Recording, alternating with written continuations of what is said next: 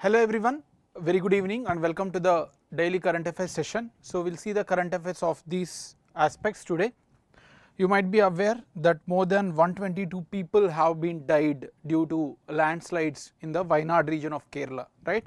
So, we will see the landslides in India and then the prone, whatever the areas that are prone, what are the causes of this Kerala landslide and various other factors related to the landslides as well. So, this is part of disaster management.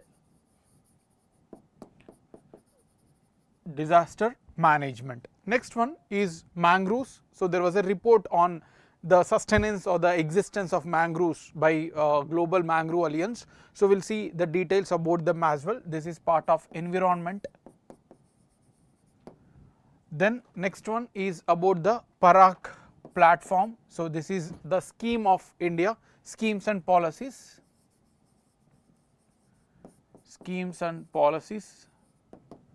Then we have Chabahar port. Recently our Ministry of Road as well as Shipping, Nitin Gadkari ji has visited the Iran. So, he has discussed about the Chabahar port and that was published in the Hindu as well. So, this is part of international relations. Then we have Pradhan Mantri Dakshata aur Kaushalyata Sampann Hitagrahi Yojana scheme. It is a scheme, PM-DAKSH scheme in shortcut. So, this is again schemes and policies.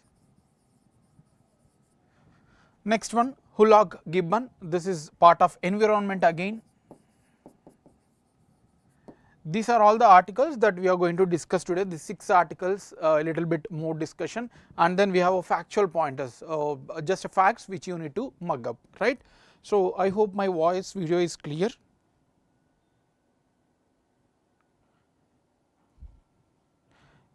Yeah.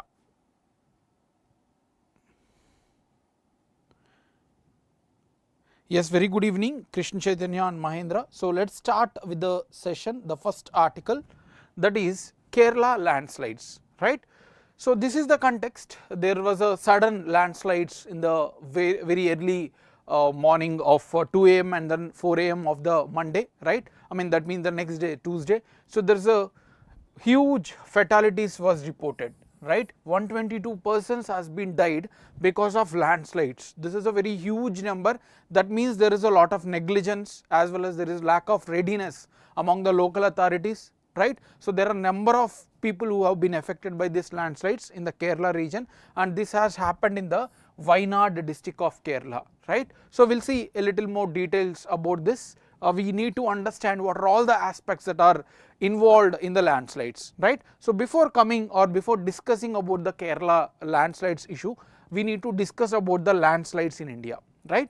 So, landslide, the definition is very basic, any sudden slip, right, or gradual slip of land mass we can say, right, with the along with the slope is called as the landslides. So, it is nothing but the movement. If there is a slope like this, if there is a sudden movement, right. So, that is called as a landslide. All this will be chunked out and then subside here, right, and most of the people are usually reside at the foothills of the hilly regions, right. They won't reside on the upper sides of the mountains because various reasons like lack of accessibility, all those things, but many of the regions in India are habitations has been settled in the foothills of the many mountains. So, any landslides in this hilly slope regions, that will be affected by the by the people, towards the people, right. So, that is the basic definition of landslides, and there are many areas in India which has been affected, and there are a lot of reasons.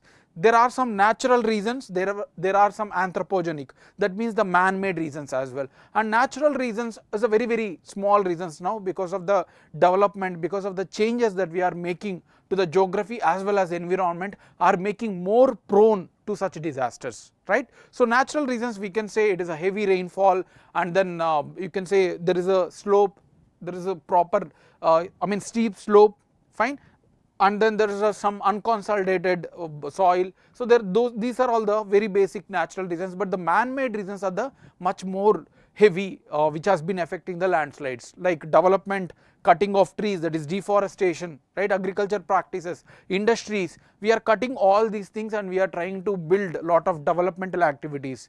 That means in a future we are going to see much more disaster if we are not going to stop these type of activities, right. So this is the basics about the landslides. Now we have 3.24 million square kilometers area of India, right. If you I mean, there's a very basic thing that you need to know about the area. Out of that, 12.6% of the total land in India is prone to landslides. This is taken from the landslide atlas of ISRO itself, very credible information.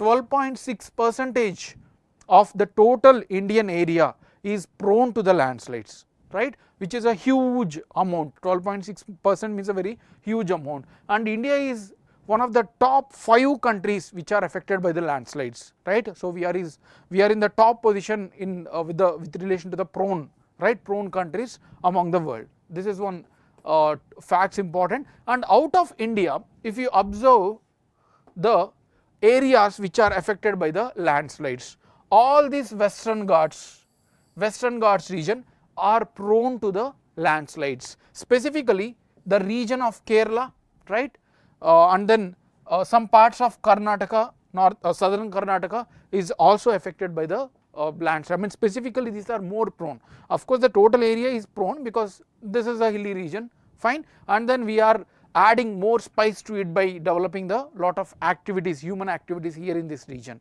fine. So this is one I mean region, continuous region. And then we have northwest Himalayas. This is actually the most prone area among the available landslide prone regions. Northwest Himalayas are the more prone regions, especially some parts of Uttarakhand and Himachal Pradesh, as well as some parts of Jammu Kashmir as well. So these regions are more prone to the landslides. Similarly, in the northeastern part, almost all the land except the Assam region are prone, but they are not very prone. Yes, they do have impact of landslides, but they are not very severe, right, unlike the northwest as well as some parts of southern part of India as well, fine. Now if you see the distribution of the prone regions, 66% from the northwest Himalayas, from this regions 66.5% region out of the total land area, out of this total land area 66.5% of the land is a very prone to Himalayas, I mean prone to landslides, right. Then followed by 18.8% of northeast Himalayas, this one, right, and then 14.7% of the Western Ghats is prone, right. Specifically this region is a very prone to the landslides because of various reasons. The reasons are this, you can see here in Himalayas, the reasons are they are highly sensitive in seismic activity. That means their plate movement is there. In geography, we like under the earth surface we have what you call different layers of earth, and it is divided into different plates, and Himalayas is situated between the Indian plate and the Eurasian plate. So whenever there is a movement, there is a high amount of energy released in form of the earthquakes. So because of this earthquake prone region, Himalayas are affected by the landslides, right. And then Himalayas are made up of sedimentary rock, unlike the southern peninsular region which is made up of igneous rocks because it is a volcanic origin. But Himalayas, most of the their sedimentary rocks are present and they are very soft and unconsolidated, fine. So that's why this is also one more reason that may lead to the landslides. Similarly, they are young and energetic rivers, lot of young and energetic rivers like Indus, Brahmaputra, Ganges. These are all young rivers when compared to the peninsular rivers. Peninsular rivers are much more older, like Krishna, Godavari, they have formed billion of years before, right. So if not billion, at least millions of years before they have formed. Later, after so many years, Himalayas has been formed, out of that rivers has been derived. So as these rivers are young and then energetic, the flow of water is much more force, right. So that's why it is also affecting the slopes and leading to the landslides. And of course anthropogenic reasons we have already discussed, deforestation, agriculture, right, construction, road construction activity, because Himalayas is a defense for us, right. So defense projects, developmental projects, lot of anthropogenic activities are happening in this region leading to the landslides. In the Western Ghats, there is a high amount of rainfall. If you know about the monsoon seasons of India, there are two monsoons, southwest monsoon and northeast monsoon, and most of our India receives the rainfall from the southwest region, right, southwest monsoon, and southwest monsoon is heavy and firstly reached in the Kerala region. So every year whenever there is a southwest monsoon in the Western Ghats, so it is leading to the landslides, right. So we have already seen Idukki region of Kerala was also hit by landslides a couple of years before, right. So that is one reason. And then overburdening of hills, so there is a high, dense hill region and then with a steep slope, so that is also natural reason. Mining and quarrying, so mining activities in the Western Ghats is also leading to the landslides because that changes the topography of land, right. So that is the other reason. And anthropogenic activities, both are like same for Himalayas as well, lot of developmental projects, agriculture activities, right, tourism activities, these are all contributing to the landslides, right. Now if you see the landslide prone states, if they ask you in the exam about which states are prone to the landslides, all these red regions like Tamil Nadu, Kerala, Karnataka, Maharashtra, Uttar Pradesh, Himachal Pradesh, and then Uttarakhand, Himachal Pradesh, and then we have Jammu Kashmir as well. In the northeast you can see almost all the states except Meghalaya, so we have West Bengal, Assam, Sikkim as well, Mizoram, Nagaland, Manipur, Tripura, all northeast states are also prone to the landslides, right. So now coming to the Kerala landslides, you might be, I hope you understood what actually the landslides and what are all the regions that are prone to the landslides. Now coming to the Kerala landslide, it has happened at early morning 2 AM. First there was a sudden slip and then there was again a 4 AM, there was again one more big landslide, right. So the reasons, the happening, before knowing the reasons, it has happened in a hill which is of 6 kilometers from the village of Wayanad. It has happened because on the river Iruvanpura river, so there is a lot of hill which is a filled with the water because of the heavy rain. It has been actually a what you call strong one, but after the rainfall and all, it was all wetted, it got wet, and then there is a sudden landslide, right. And there was a lot of criticism as well because of lot of developmental activities taking place in Kerala, especially in the last decade or so. There was a lot of developmental activities because of tourism, because of agriculture, shrimp cultivation, as well as some what you call tea, coffee cultivation, plantation agriculture is happening across the hill regions. So all these activities along with the southwest monsoon has contributed to this. And there was a report also, Gadgil report on Western Ghats, right, on Western Ghats. So he has given lot of condition, and this is the region where he has identified that this is the most prone region and developmental activity should completely be halt in this region. So already there was a Gadgil report on Western Ghats, was given proper condition, which areas are more prone, what measures to be taken, but nobody has followed this, and even Kerala and Karnataka governments has kept aside this report, right. So they have discarded the report. Because of this we are having a landslides, right. So this is what the criticism, and this is about the Kerala landslides, right. I hope that is clear. Any doubts in this? So that is our first article. Now moving to the next, and again one more important article from environment, mangroves. The context is why we are discussing this. There was a report released by Global Mangrove Alliance. We will see this also, what is Global Mangrove Alliance and all, but the context is the report. The context itself is important for us. They may directly ask you this in the exam. The State of World's Mangrove 2024 report was released by, they will give lot of similar options like UNESCO, IUCN and all, but this is given by Global Mangrove Alliance. We will see what the report has said, what details it has given, but before that let us understand what actually are mangroves. Fine. That is a very basic, you might be already aware if you have completed the static part, you might have covered this in environment as well as geography, right.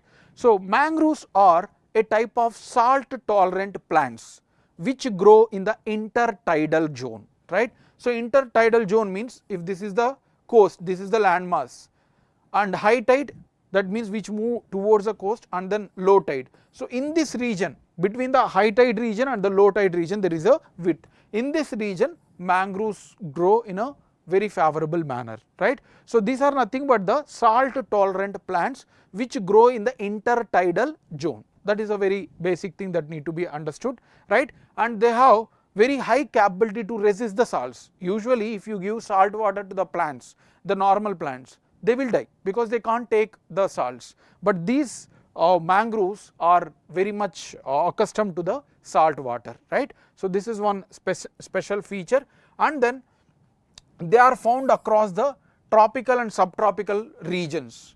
So this is, if you see, this is Earth and this is equator, right. This is Tropic of Cancer and this is Tropic of Capricorn. So this is the region where they grow, right. In the higher reaches they won't grow, right. So in the higher latitudes they won't grow because the temperature required is more than 20-25 degrees for the mangroves, fine. So this is the thing, and they are also self resistant and heat resistant. That means even if there is a high amount of heat, they can resist, fine. So this is a fact that need to be remembered. They grow that between the tropics.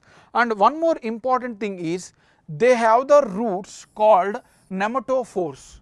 Usually the roots of the plant absorb whatever the nutrients or oxygen from the soil, but mangrove roots absorb this oxygen from the atmosphere, not from the soil but from the atmosphere. You can see here, these are all the roots, and they can absorb the oxygen from the atmosphere itself, from the air itself, not from the soil, right. So this is one more special feature, and then they show the characteristics of viviparity. That means usually in case of normal plants it is oviparity. So only seeds after falling into the soil, after putting inside the soil with proper water, they germinate. Germinate means leads to the growth of plant, right. So that is called as the oviparity. Only once the seed is put or kept in the soil, then only they will grow. But here the mangroves already germinate even before getting into the soil. Say for example, if there is a plant, mangrove plant, and the seed will germinate on the plant itself before it falls on the soil, right. So this is one unique feature, because once if this seed is fallen even before germination, then there will be tides and then they will be affecting, they will take away these seeds. That's why they germinate here itself. A small plant grows inside the plant itself and then they fall, immediately it will grow, right. Immediately it will grow in a very high intense with roots, fine. So this is called as the viviparity, again as the oviparity, which generally the normal trees show, fine. Now we have the data also related to the mangroves. Indian State of Forest Report 2021, this is the most recent one. We are awaiting for the new report to be released by the Ministry of Environment, but this is the recent report that we have as of now. The total area of mangroves in India is approximately 5,000 square kilometers. To be specified, 4,992 square kilometers of area mangroves has been spread across India, fine. And most of the mangroves are situated in the Sundarbans region of West Bengal. So this is a very popular region, Sundarbans, where there is a high density of mangroves are present, fine. And this amounts to 0.15% of total country's area. This is in terms of the area, square kilometers. This is in terms of the percentage of the total area, right. Now the top 5 states with mangroves are West Bengal, that is Sundarbans is having the highest, right. West Bengal followed by Gujarat, and then among union territories it is Andaman Nicobar, then Andhra Pradesh, Maharashtra, Odisha, and of course almost all the coastal states have mangroves, unlike the coral reefs which are located in the specific regions, but mangroves are spread across the Indian coast. I mean different states, it is present in almost all the states, right. So you can see here specifically the most important regions of mangroves, that is Sundarbans, and then Mahanadi mangroves, Krishna Godavari mangrove, Kaveri region, Ratnagiri mangroves in Maharashtra, and then Gulf of Kutch, Gulf of Kambat, both are present, right. And then Andaman Nicobar as well, and Lakshadweep as well. Lakshadweep mostly there are coral reefs, but still very few mangroves are also present in the region, fine. So this is about the mangroves. Now coming to the Global Mangrove Alliance. I hope you are following. If you have any doubts related to the mangroves, please do let me know. You need to remember their characteristics, right, and then specialities, where they are located. All these things you have to know about the mangroves, right. Now about the Global Mangrove Alliance.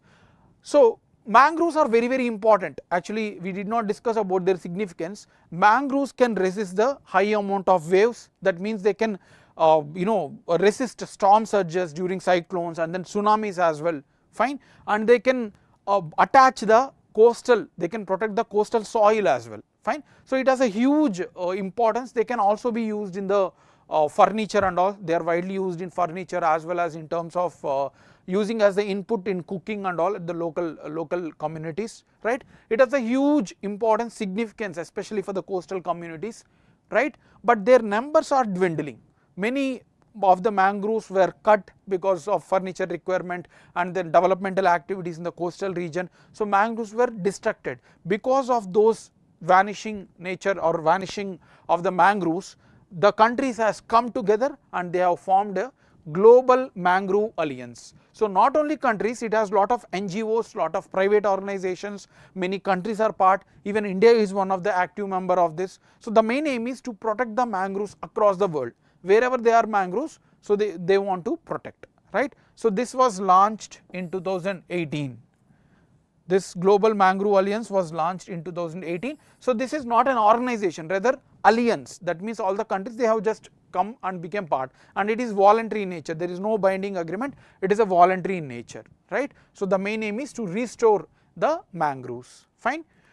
Now it aims to halt the mangrove loss. This alliance, what is the aim? You need to know about that as well. So they want to halt the mangroves loss and then restore the mangrove habitat. Some habitat has been lost and then they are converted to the developmental activity. So this want to be reinstalled. Those regions want to be identified and then they want to restore the mangroves.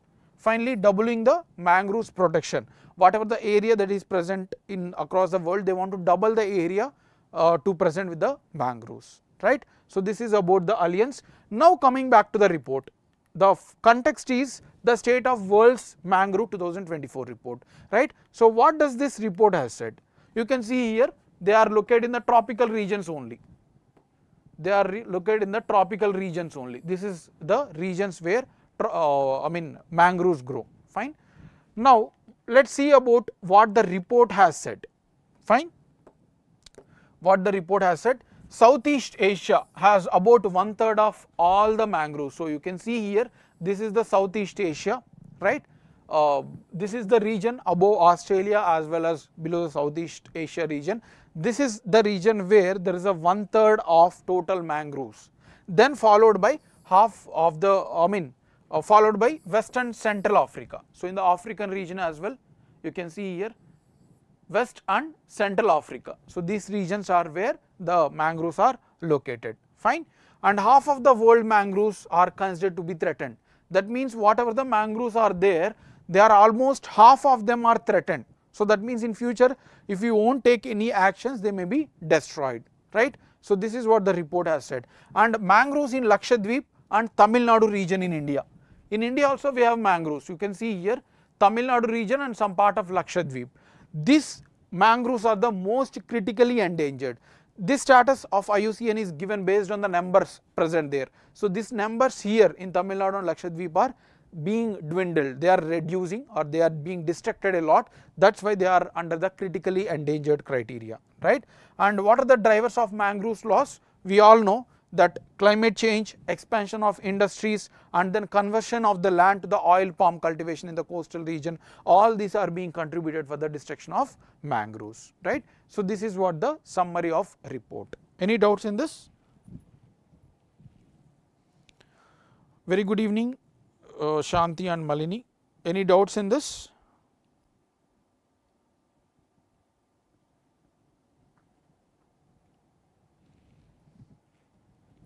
I hope that is clear. Let us move to the next article, that is Parakh.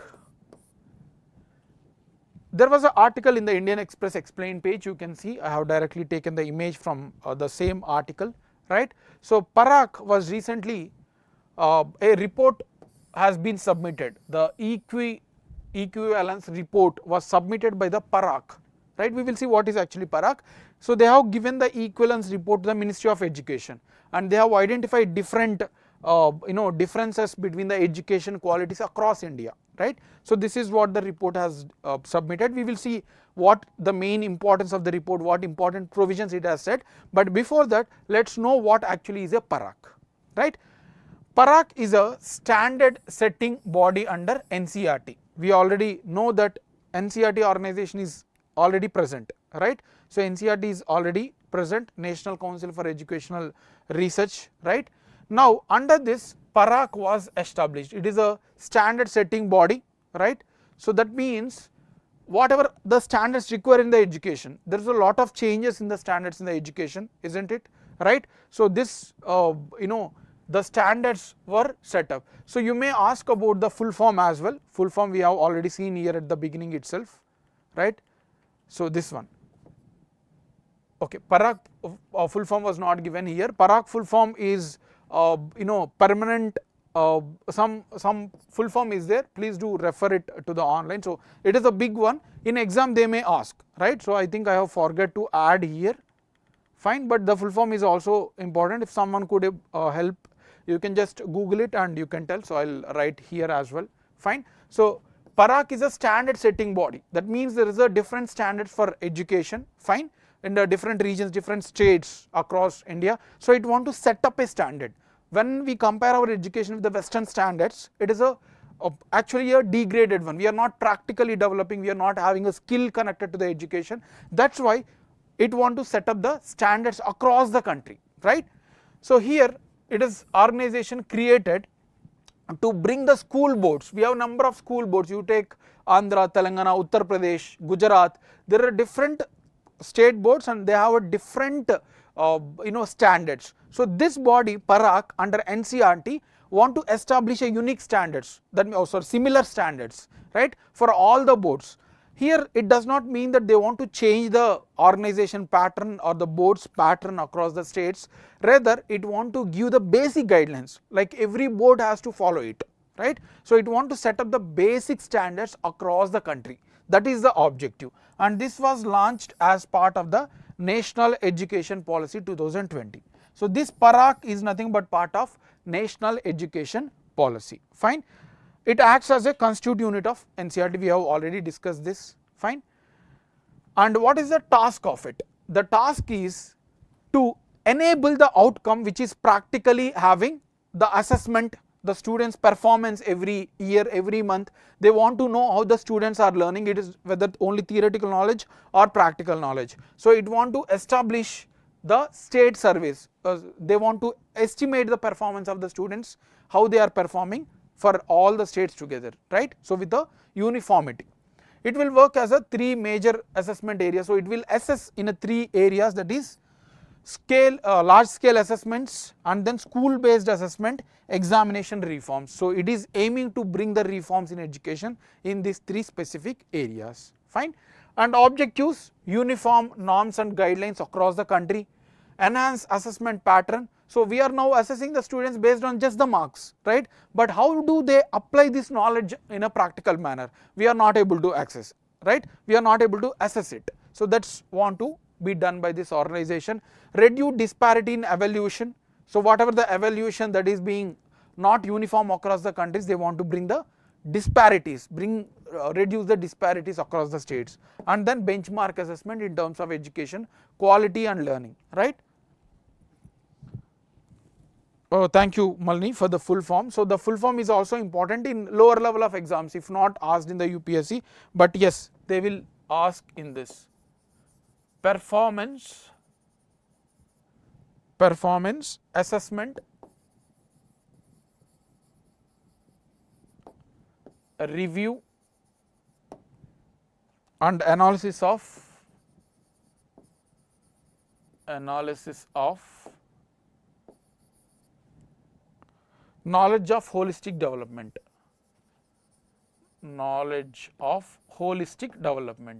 right? Nobody can remember all the words, it is very difficult, right? Nobody will remember, but just learn it, and based on the options you can answer it, right? In objective questions you just need to know, have an idea, and based on that you have to answer. You cannot remember all the words in this, nobody can do that, right? So that is about the whatever the Parakh. I hope this is clear. So it is nothing but the assessment of the students have to unique or uniform across the country, so that they want to encourage the quality of the education. This is the basic, and it is under the NCERT, that is important. NCERT is again under the Ministry of Education. So these facts, and what is the objective of this Parakh platform, right? So this is what you want to know. And the key recommendation, we have seen in the context that equivalence report was released by this organization, that is Parakh. Now what it says, what recommendations it has been made, it is a big document, like more than 80 pages are there, but you no need to worry, just know the highlights, right? So the highlights are assessment system for class 12. Now for class 12 you need to have a separate, you are having a separate exams, right? So you need to get score, and that is actually the assessment. But now this organization is recommending that the scores of class 12 has to be linked to the classes before that, right? So incorporating 15% from the class 9, 20% from class 10, and 25% from class 11, and 40% from class 12. So they want to merge all these things, whatever the class 12 they are studying, with the education that has been taken previously, right? They want to link, they want to give weightage for these classes as well, right? So that is one important observation. Then credit for assessment, whatever the progress that has been made by the student, whether in terms of practical knowledge or theoretical knowledge, they want to give the credits, right? So it will encourage the students to earn more credits, right? And then professional paper setters, you all know the quality of examinations that are happening in India. There is a lot of controversy whether in terms of competitive exams or school level, college level of exams based on the standards. The exam setters are very negligible, or maybe they are not having the high standards. Now it is recommending to have a proper specific team for the paper setting in different organization or different education levels, right? Then it want to create a question bank for class 9 to 12. So it is encouraging to create a question banks and then link them to the practical knowledge as well as the theoretical knowledge, right? And then cheating prevention. So there is a lot of cheating news in the NEET, UPSC as well, there is a lot of news on UPSC and many more exams, National Testing Agency. So this cheating prevention has to be taken care with the proper assessment. Then finally curriculum changes and infrastructure requirements in the schools. So it want to encourage all these aspects across the states, right? So this is about the Parakh. The full form, performance assessment, review and analysis of a knowledge for holistic development of the child, right? So this is about the Parakh platform. Any doubts in this?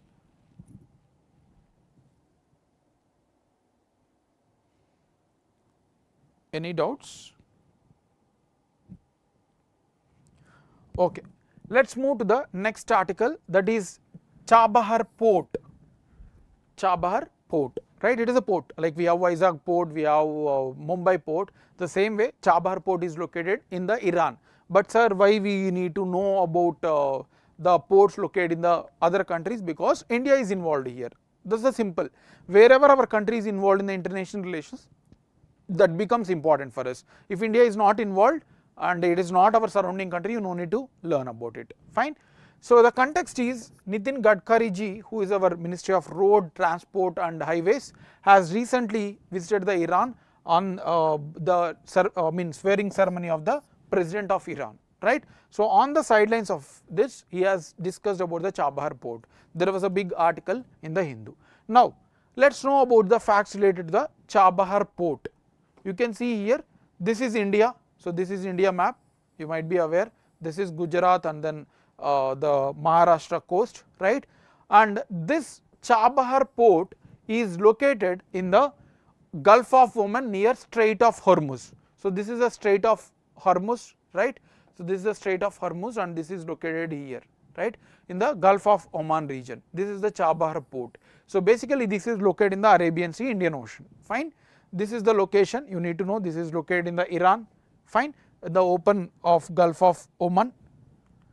Then what is the significance of this port? This is located, see, you can see here, especially for India.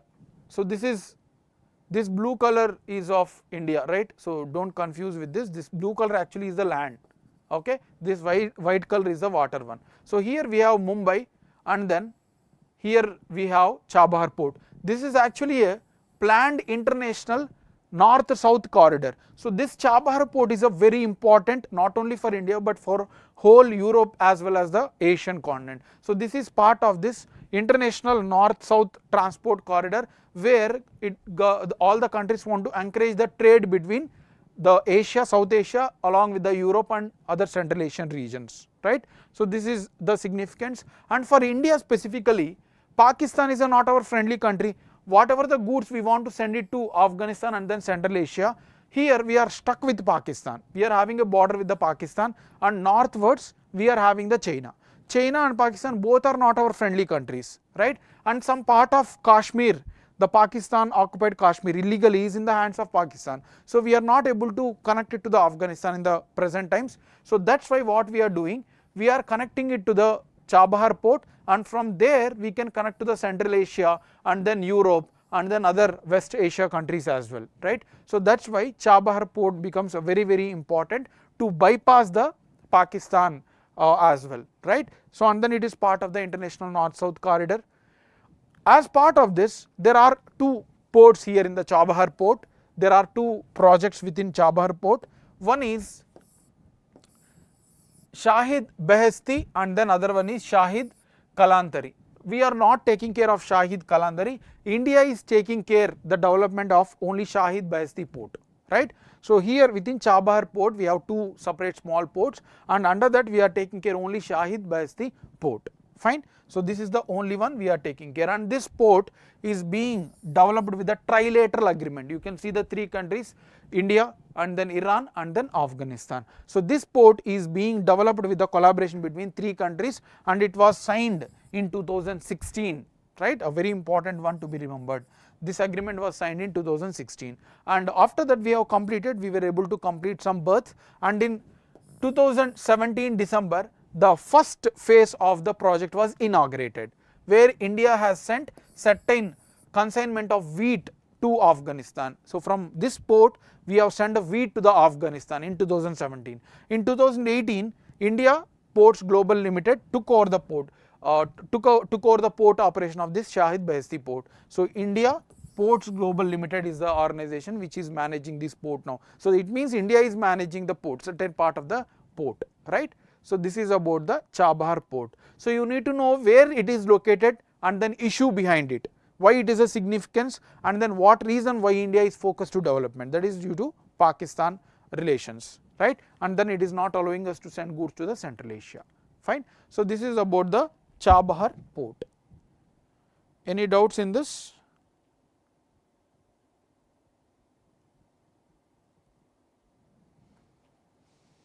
Any doubts?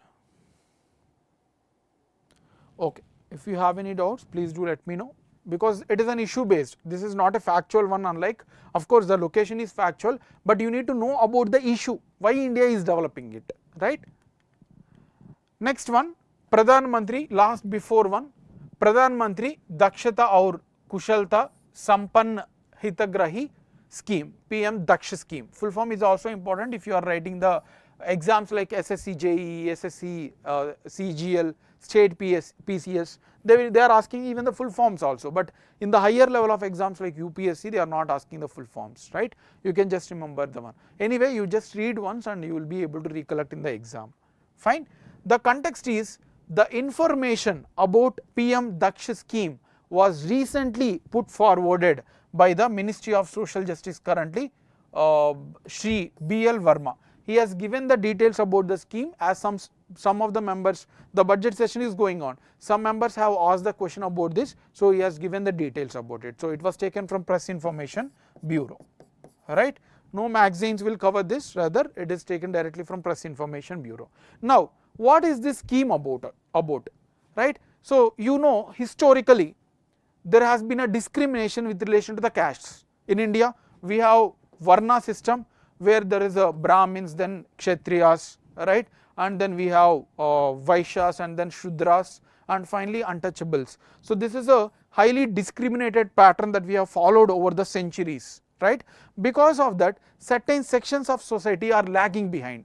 They don't have education, they don't have skills, they don't have employment, because it's been historically discriminated and they were not able to made part of the mainstream society. So to overcome this challenge, still India is facing that, right? So to overcome this challenge, the government has launched the PM-DAKSH scheme to push or to encourage the lower sections of society like other backward castes, scheduled castes, denotified tribes, right? So to make them to become part of the employment. That is the objective of the scheme, right? So the objective is they want to make this lower sections of the society, right, into the to become a mainstream part of employment. And how can they do?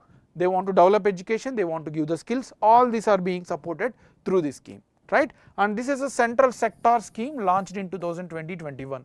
Central sector means 100% funded by the central government. States no need to pay any money, right? So it want to develop self-employment as well as wage employment, that means normal business. So it want to encourage in these specific sections only, right? So you can see this also they may ask you. The targeted groups are scheduled castes, other backward castes, denotified tribes, economically weaker sections, even among the general like OCs, other open category castes, still there are some economical weaker sections that has been identified by the government. So Safai Mitras, that means people who are involved in the sanitation, cleaning sanitation. So all these communities are covered under the scheme, right? So this through this scheme there will be lot of employment, skill development programs in manufacturing, entrepreneurship skills, all these things will be supported, right? Under the scheme, any OBC or EWS candidate for specifically other backward castes and economically weaker sections, if their income is less than 3 lakhs, then they will be supported. For other categories like denotified tribes, scheduled caste, there is no economic limit. Only for other backward castes and economically weaker sections, so their annual family income should be less than 3 lakhs. So their government will take care about their skills and all freely. Fine? Yeah, so there is no criteria for other castes. And as of now, the budget allocated was total 450 crore from 2021 to 22 up to 2025-26. They have allocated for 450 crores for this particular scheme, right? So here you need to know about the full form, right? And then you need to know about what is the objective first, which targeted groups are present, and what is the nature, what is the like objectives, different objectives of this scheme, right? And then facts related to it. Fine? Any doubts in this?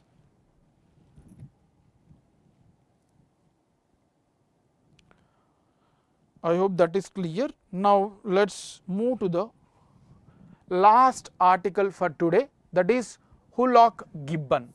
So it is a species of primates.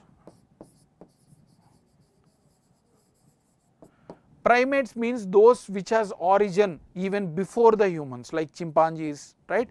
So Hoolock Gibbon, there was again an article in the Down to Earth magazine or the article news magazine. Oil and gas exploration in the region of Assam are going to threaten the Hoolock Gibbon. These species are being affected because Assam has lot of oil reserves, and exploiting these things are affecting the Hoolock Gibbons, right? So that is the context. Now let's know facts about it. There is no concept as such in this, right? It is the only ape found in India. Ape means those belongs to the primate family, fine, like chimpanzees, gorillas, all those things. So this is the only ape that is naturally found in India, a very important fact. We don't have chimpanzees, we don't have gorillas naturally. They are present in the zoos, but not naturally found in the forests, right? So this is the only habitat, and they are native to eastern Bangladesh, northeast India. So northeast India means Assam region specifically, and some parts of other Arunachal Pradesh region as well, Myanmar and southwest China. So not just about India, they are located in other countries as well, right? They are the smallest and the fastest apes among the chimpanzees, gorillas and other apes. They are the smallest ones and also the fastest ones to move, right? So this is about the Hoolock Gibbon basics. Also they live in the tropical and subtropical region, and specifically the southeastern part of the Asia. So it is a tropical region, they are not located in the higher latitudes, fine. And they are very highly intelligent, so they know what actually the human behavior, they are highly intelligent, right? They can think almost like a humans, fine. And these Hoolock Gibbons are two categories. There are two different species within Hoolock Gibbon. Those are Western Hoolock Gibbon, Eastern Hoolock Gibbon, right. So there are two subcategories within Hoolock Gibbons. Western Hoolock Gibbons are having much wider range. They are having wider range, that means they can roam in a much larger geographical area, but their numbers are less.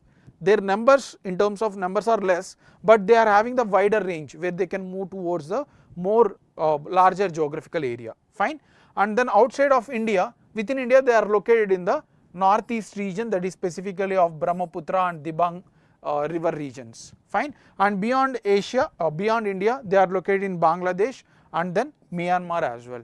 They have very less numbers. I told you they are, though having wider range, they have very less numbers, and this is listed as endangered species in IUCN, a very important fact to be remembered.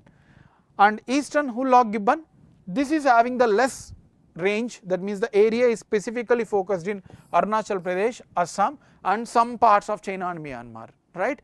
But they have higher number compared to the Western Hoolock Gibbon, their numbers are higher, and hence it is listed as vulnerable in IUCN list, right. So in IUCN list, if you see least concerned, near threatened, right, and then we have vulnerable, endangered, critically endangered, extinct in wild, and then extinct completely, right. So this is a vulnerable, this is a endangered one, fine.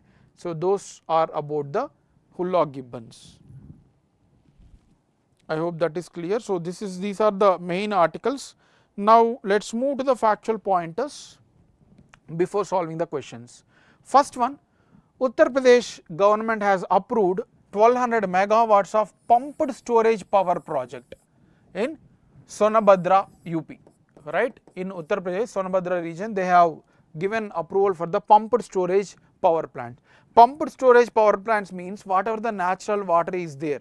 So these are kept under the slopes. So before, as this is having high slope and this is at the lower, so here we will keep the turbines, and whatever the water flow, because of this turbine will rotate and the energy is captured, right. So this is called as the pumped storage facility, and this is Sonabhadra region, they are going to create the pumped storage facility. Next one, Ministry of Environment and Forest has released Ideas for Life portal, right. So now currently the climate change becomes a very big issue, right. So even if you are, earlier we used to waste a lot of water, but now those people who are well aware about the climate, we are not able to even use the water properly. We are immediately seeing the days where we were not able to use the water properly, right. So this is one just example. So because to encourage the environmental oriented attitude among the people, public, including the schools and the normal people, already Indian government has launched Mission Life, right. So this was launched by Indian government. As part of it, Ministry of Environment has launched Ideas for Life portal. It aims to encourage the students and faculty and research scholars to contribute for the initiative of Mission Life, and Mission Life was launched to behavioral changes towards the environment, right. So this is about the fact. Next one, Central Water Commission, CWC, Central Water Commission, has been recently awarded with Global Water Tech Award. In exam they may directly ask, they will directly ask which organization has recently received Global Water Tech Award, that is Central Water Commission, and this is given by Global Energy and Environmental Foundation. This is a private organization, right. So this is the fact. Last fact, world's first thorium molten salt nuclear power plant. That means the nuclear power plant will be using the thorium as well as the salt water. So this is the first in the world, is going to be constructed in Gobi Desert, China, right. So this is about the fact. Mahendra, the categorization of these like near threatened, right, and then least concerned, near threatened, endangered, critically endangered, extinct in wild, these are given based on the numbers, right. There is some category we will discuss someday. If there are less than 100, that means they are critically endangered. So vulnerable and endangered reference is, in vulnerable category, if the species are less than 5,000, 3,000 to 5,000, whereas in case of endangered, the number of species in the whole world is less than 3,000, right. So based on their numbers, we have given the different categorization, right. So critically endangered means they are very less in number, 100, less than 100 species are there, fine. So that is about the today's session. Now let us see some practice questions. First question with regard to Hoolock Gibbon. Which of the following statements are correct? It is the only ape found in India. So about the Hoolock Gibbon, they have given 3 statements. It is the only ape found in India. Second one, it is only found in India. So this Hoolock Gibbons they are saying only present in India, right? And then Western Hoolock Gibbon has more wider range than Eastern Hoolock Gibbon.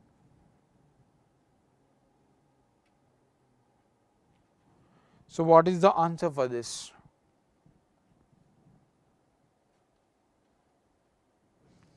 First, it is only ape found in India.